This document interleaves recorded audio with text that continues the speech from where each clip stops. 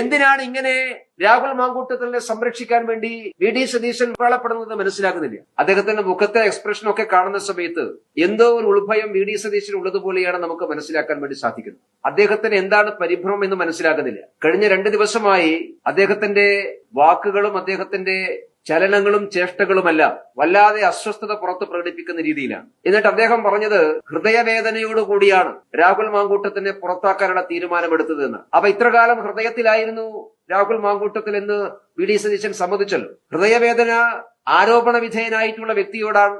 പക്ഷെ എന്തേ ഈ ഹൃദയവേദന ലൈംഗിക പീഡനത്തിനിരയായി നിർബന്ധിതമായ ഗർഭഛിദ്രത്തിന് വിധേയമായി മാനസിക നില തെറ്റിയ രീതിയിൽ പൊതുസമൂഹത്തോട് തങ്ങളുടെ വേവലാതികളും വേദനകളും വിളിച്ചു പറഞ്ഞ പെൺകുട്ടികളോട് എന്തേ വി ഡി സതീശന്റെ ഹൃദയവേദന പ്രകടിപ്പിക്കാൻ കഴിയാതെ പോയി? സ്വന്തം മകളെ പോലെ കരുതുന്ന ഒരാൾ പരാതി പറഞ്ഞു എന്നാണല്ലോ വി ഡി സതീശൻ പറഞ്ഞത്. അങ്ങനെ സ്വന്തം മകളെ പോലെ കരുതുന്ന ഒരാളുടെ ഹൃദയവേദനയിൽ പങ്കാളിയാകാൻ എന്തേ വി ഡി സതീശന് കഴിഞ്ഞില്ല? സാമാന്യ ബുദ്ധിയുള്ള ഒരാൾക്കും മനുഷ്യത്വമുള്ള ഒരാൾക്കും അയാളെ സംരക്ഷിക്കാൻ വേണ്ടി കഴിയില്ല, അയാളെ ന്യായീകരിക്കാനും കഴിയില്ല. അതുകൊണ്ടാണ് ഒരുപക്ഷെ കോൺഗ്രസിന്റെ നേതാക്കന്മാരോ കോൺഗ്രസിന്റെ പ്രവർത്തകന്മാരോ ഒന്നും രാഹുൽ മാങ്കൂട്ടത്തിന് വേണ്ടി പരസ്യമായിട്ട് പോലും രംഗത്ത് വരാത്തത്. അതിന് കഴിയാത്തത് കൊണ്ടാണ്. അങ്ങനെ അവർക്കാർക്കും കഴിയാത്തൊരു കാര്യം, അവർക്കാർക്കും ഒരു വേവലാതി ഇല്ലാത്ത കാര്യം, അവർക്കാർക്കും ഒരു പ്രശ്നമില്ലാത്ത കാര്യത്തിൽ പ്രതിപക്ഷ നേതാവിന് മാത്രം എന്താണ് വേവലാതി? ഈ രാഹുൽ മാങ്കൂട്ടത്തിൽ പ്രതിപക്ഷ നേതാവിനെ ബ്ലാക്ക് മെയിൽ ചെയ്യുന്നുണ്ടോ?